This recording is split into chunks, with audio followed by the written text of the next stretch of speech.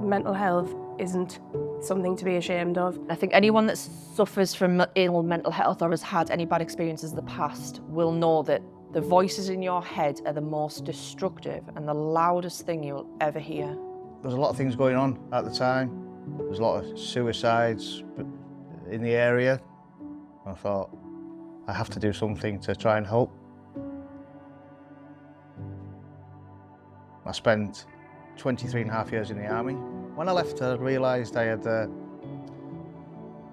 anger issues. What I used to do was I'd go out for a walk on my own along the beach for hours sometimes.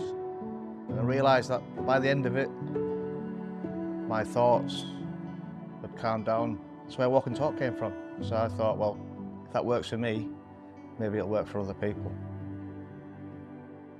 Back in 2015, I was pregnant with twins, and unfortunately my pregnancy didn't go to plan. I went into labour at 24 weeks, and unfortunately my son Leo arrived in this world very poorly, and despite the best efforts of the neonatal unit, he couldn't be saved. It was his arrival in this world that not only saved my life, but saved the life of his twin brother Oscar, who is now 8, because we were all gravely ill with sepsis. Oscar spent 109 days in the neonatal unit, and for the first years of his life was in and out of intensive care. During this time, my mental health really suffered. The mental health of my family suffered, and my friends. And we realised quite quickly that there wasn't anyone equipped to deal with what we went through. And that's why we set Leo's up, to make sure that we could be the people that can help people like us. Because of fibromyalgia, my life had gone from 100 miles an hour to 0. I wasn't ready and prepared for that, so I just wanted to go to sleep and not wake up. And trying to find somebody I could talk to peer to peer. Within Hartlepool, there was nothing there. The Full of Tea side, there was nothing there. So I decided to turn a negative into a positive and formed Fibro Connect TS. I battled with my own mental health due to various scenarios that were going on in my life at the time. I was living away from home, completely isolated from everybody else, and didn't know any support or any networks down there.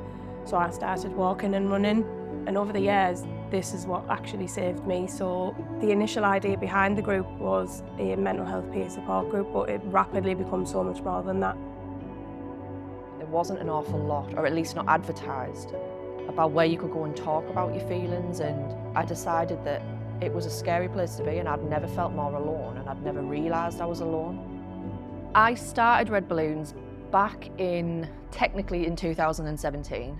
It started off as a blog, which was giving my story across of how exercise predominantly was helping me as a coping strategy, but it also gave me a chance to really get everything out that was in my head.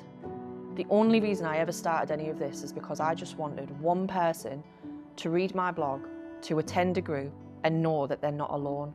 I think for me, just having someone who understands what you've gone through and has been in your shoes, has walked that path, and even though it might look like a slightly different road, I think it's still so incredibly important that someone knows how you feel. The lived experience is incredibly important.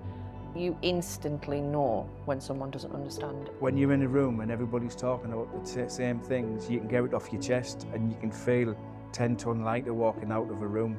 Having something in common and realising you are not alone in that struggle, and being able to talk to other people about that is a big weight off the shoulders. We're a positive entity of motivation, encouragement, support and community, and that is my motivation, to bring people together, and we celebrate everyone as being unique and having their own lives and their own thoughts, their own feelings.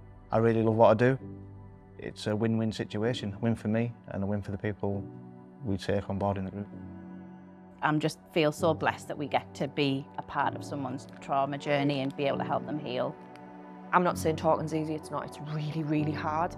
But if you find that one person that can take that one brick out the wall, you will survive. Setting this up, I do believe it saved my life. Regardless of the weather, I will be there, because you never know when that day is that someone might need you.